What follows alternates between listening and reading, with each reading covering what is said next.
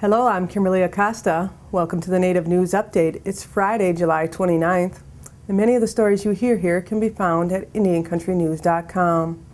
And here's the news for the day from the Associated Press and other Native news sources.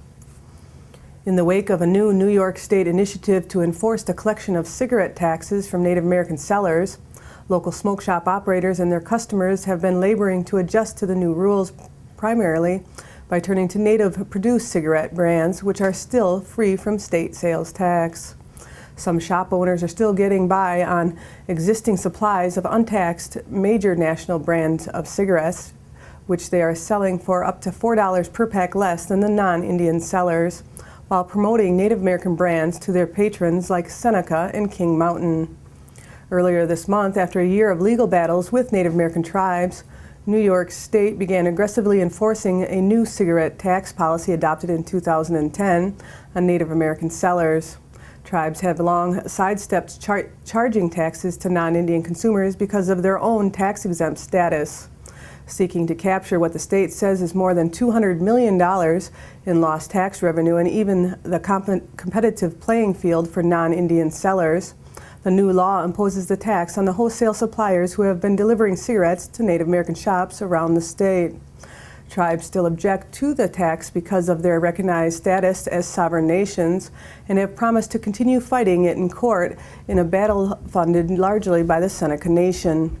Tribes have said that the state's effort to impose taxes is not about tax revenues and will not produce the windfall that the state has predicted, but about lobbying and political donations, pointing the finger at the major tobacco producers like Philip Morris, who they say are trying to put the native brands of cigarettes out of business. All of the state's Native American cigarette sellers have agreed to stop carrying major cigarette brands as long as the tax is collected. The imposition of the tax will not boost the state's cigarette tax revenue, said Mr. Gums, who was the first Shinnecock shop owner to sell tax-free cigarettes on the reservation. Rather, it will simply spur smokers to go out of the state to purchase cheaper cigarettes in bulk or create a black market. Already, he said, several large cigarette sellers have set up shop just across the border between New York and Vermont, where cigarette taxes are nearly $4 per pack less. And outlets for tax-free cigarettes are still readily available to him and other smoke shop owners. Sonoma County in California will receive $500,000 from the Federated Indians of Graton Rancheria, money that will be put towards opening up Tolay Lake Regional Park to the public. The 3,426-acre park east of Petaluma was purchased in 2005 and 2007 using both donations and public funds, but access has been restricted to day-use permit holders. Tolay Lake is an important Native American cultural and historic site in the county. The tribe's donation of $500,000 will be coupled with a $300,000 grant from the California Coastal Conservancy and will go towards funding planning work for the park. On August 9th, Sonoma County supervisors will vote on the agreement with the Graton Rancheria, which would make the tribe a cooperating agency. The deal comes a month after Greg Saris, chairman of the tribe, offered Sonoma County Regional Parks up to $5 million in exchange for a 20-year compact agreement, allowing the tribe to operate a casino in Rohnert Park.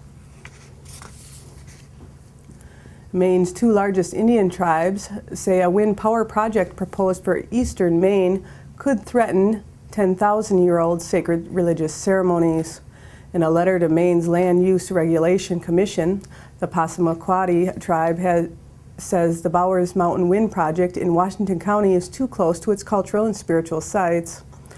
Penobscot Natural Resource Director John Banks tells the Portland Press-Herald they weren't consulted about the project. But the developer of the project, Boston-based First Wind Holdings, says officials met with tribal leaders in 2010 and got a letter of no objection. First Wind says it's willing to meet with the tribes to discuss their concerns. First Wind wants to build a $136 million 27-tower project that would generate 69 megawatts of electricity in the area east of Lincoln. U.S. Department of Justice officials say they've made great strides in improving public safety on American Indian reservations, but they know they have an obligation to do more.